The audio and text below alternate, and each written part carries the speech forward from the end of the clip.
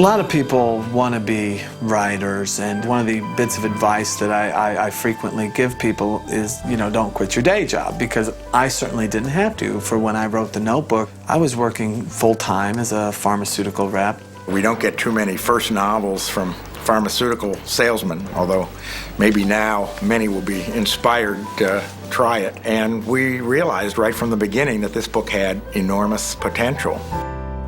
Sparks' manuscript for The Notebook caught the attention of an editor at Warner Books. I took it home and I read it quickly, and I fell in love with the novel.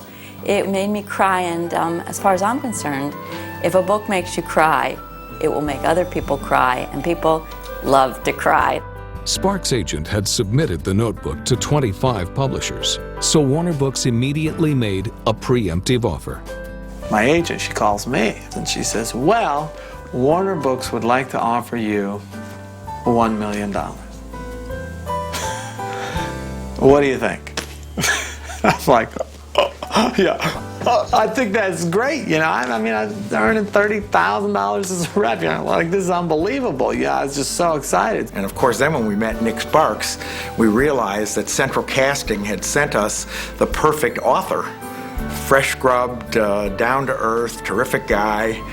Great family man, Notre Dame graduate, track star, just about everything you could want in an author, and of course a great salesman. The book was charmed, and in-house people started to read it, and it was contagious. And it became clear that even though this was a first novel, we were going to make it.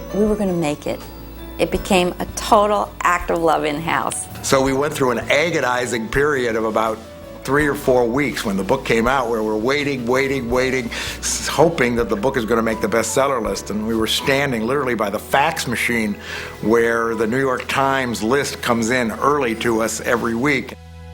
We hear the little buzz on the fax machine, the list comes rolling out, someone reaches out, looks at it, and says, "It's on!" And I remember there was screaming in the hall. Hey, how are you? I'm fine. I'm so glad you came in. The Notebook was a word-of-mouth success. A book that someone closes and their first instinct is to tell someone else to read it.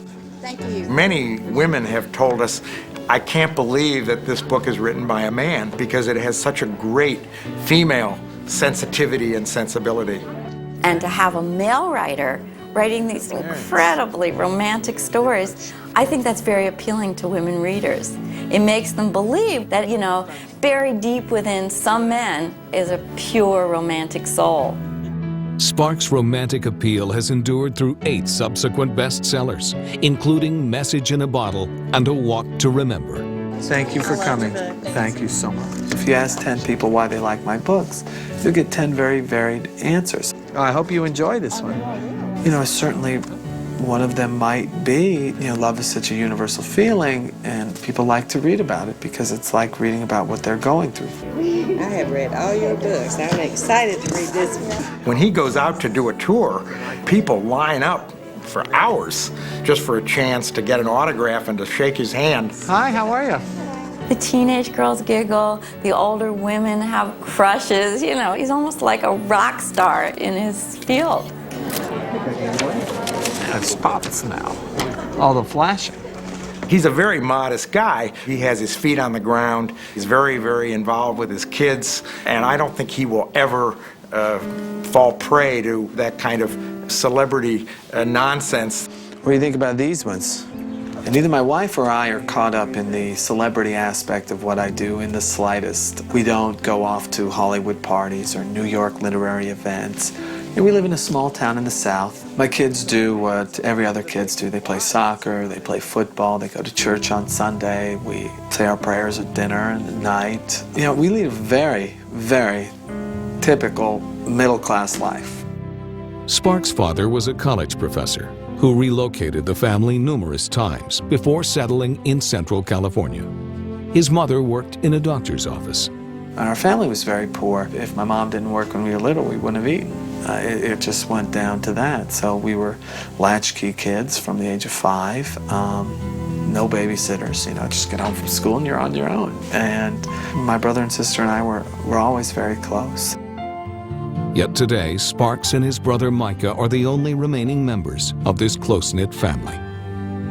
I've had an enormous amount of tragedy in my life. You know, I've lost my mom, I've lost my dad, I've lost my younger baby sister. Sparks' third novel, A Walk to Remember, was inspired by his sister's courageous struggle with the cancer that would eventually take her life. I don't know anyone his age who's experienced as much personal tragedy in their lives. He has, and yet he's one of the most upbeat people. I mean, it's extraordinary. You take care of the downside and the upside will take care of itself. You know, that's such an important thing. That is a reason why I didn't quit my job to write a book. He's what the country loves, a good story, a good cry now and then, family values, love, all good things. And I think the reason he's able to write these very from-the-heart family stories is because he's lived it. I am no one special, just a common man with common thoughts. I've led a common life.